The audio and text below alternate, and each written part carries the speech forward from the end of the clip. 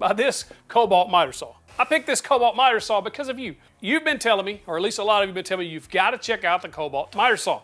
And so I did. And there's a lot of features here that I'm very impressed with. First and foremost, it's compact. It's lightweight. So if you're in a small shop and you need to move things around, you can, because it's not overly heavy.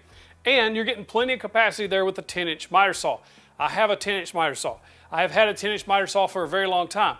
And I thought when I moved from 12-inch to 10-inch that I was going to miss the extra 2 inches. But I haven't. There's only been very few times, maybe twice, that I really did want a little bit of extra capacity, but it's not something that I couldn't overcome.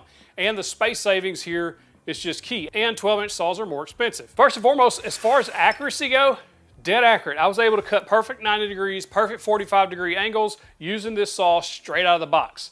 There's a few things here that I really like about this saw. First and foremost, how the wings come out. There's little flip tabs on the very front, very easy to access. Flip those up, stretch those out. You've got extra material support for those longer boards. One of the main things I love about this saw is the cut line indicator. There's a shadow line on this blade. It has an LED light above it.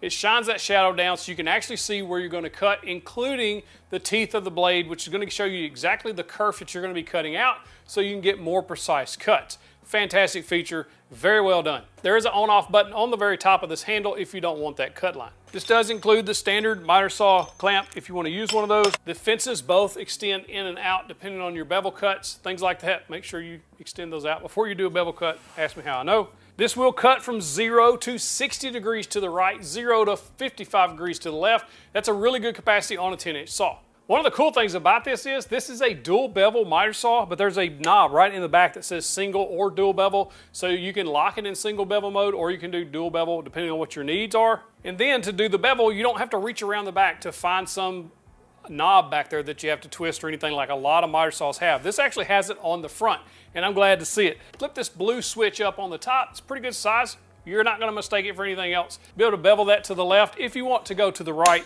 this switch in the back, you just flip over to dual bevel, and then you're able to go to the right. To lock it back at 0 at that positive stop, put it back in single bevel, go just past, lock it in place, then push the handle down, it's back at 0.